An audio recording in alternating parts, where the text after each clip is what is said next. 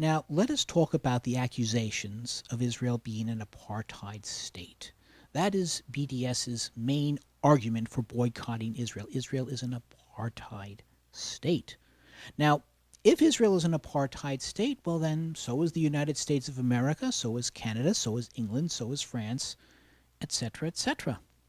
The ironic thing is, the person who proves in this article, although he has no intention of doing so, that Israel is not an apartheid state is Mr. Thrall.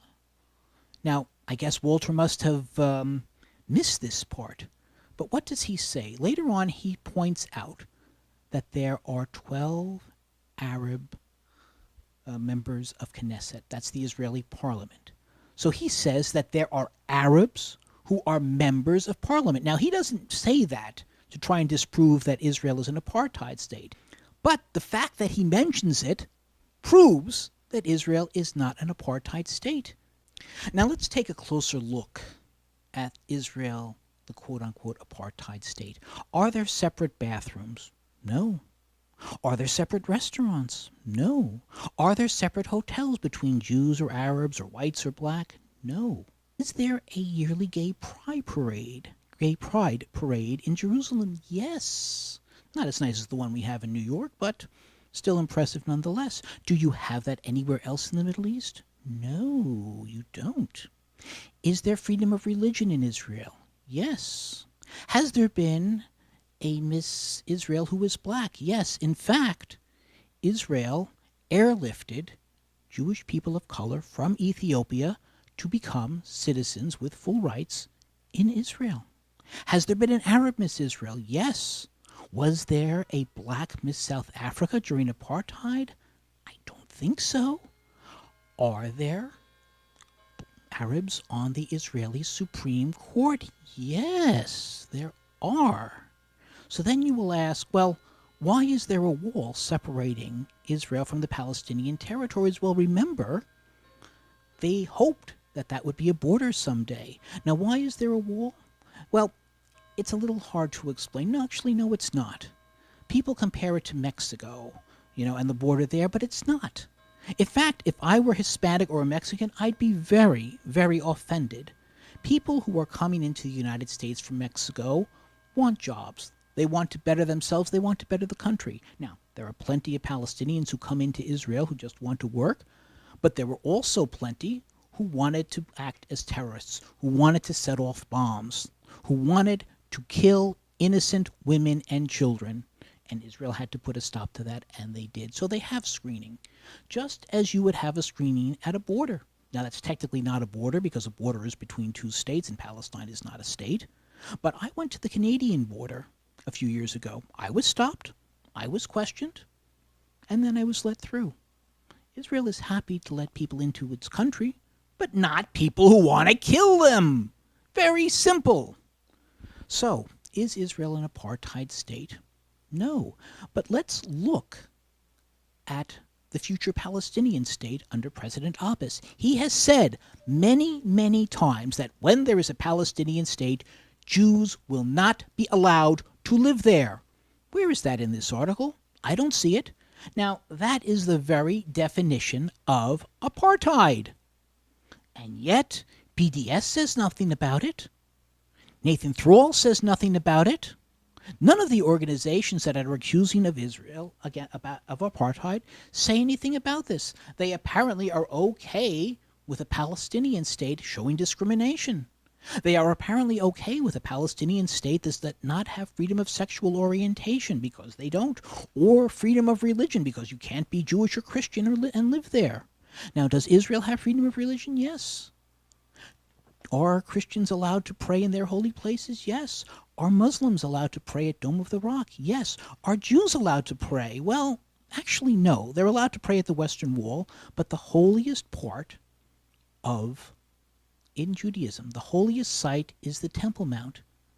That is where Dome of the Rock is, but before Dome of the Rock was built, it was the first and second Jewish temple, predating it by hundreds of years. And yet Jews are not allowed to pray there. And that's, all right, is that discrimination? All right, you got me. It is.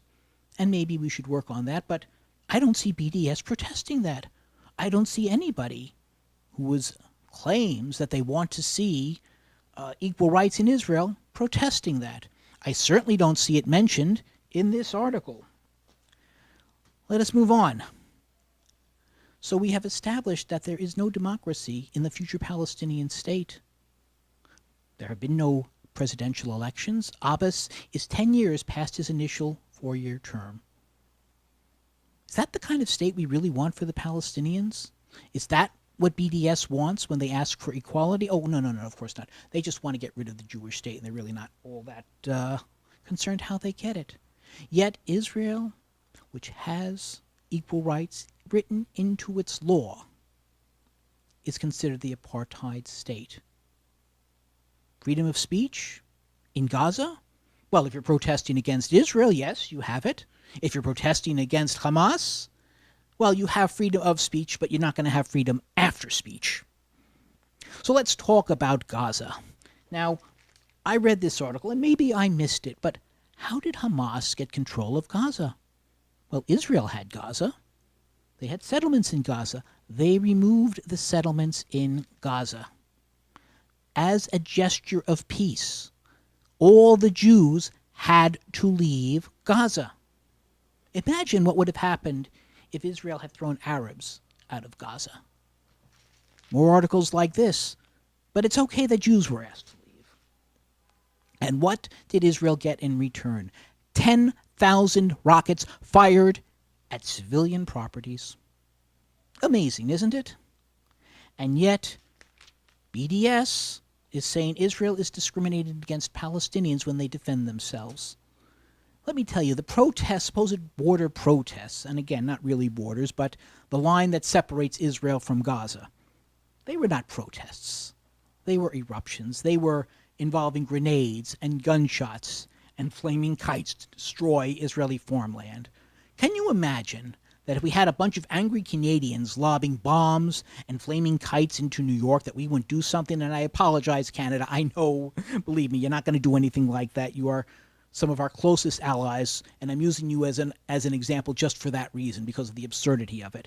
But can you imagine us not taking action?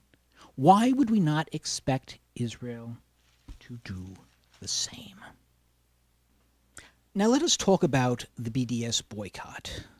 BDS would have you believe that their boycott of Israel is freedom of speech. How is a boycott speech? You don't speak a boycott. A boycott is an action, and I doubt that it's any coincidence that the action that BDS is taking against the Jews of Israel is the exact first action that Nazi Germany took against Jewish businesses right before, or right as a prelude to the Holocaust. So that is the action that BDS is taking. It is the Nazi action. They are following the Nazi playbook. Now, you still insist that it is freedom of speech. Well, it is if it is freedom of speech, then it is hate speech. And the government is allowed to make laws against hate speech, just as they are allowed to say you cannot yell fire in a movie house, unless there actually is a fire. So BDS's boycott against Israel is an action. But if you consider it a speech, you consider it hate speech. And many governments, many states, to their credit, have taken action. They are saying, well, here is our answer. Here is our freedom of speech. We will not do business with anyone who boycotts Israel. Plain and simple. Simply like taking an action against someone yelling fire in a movie house.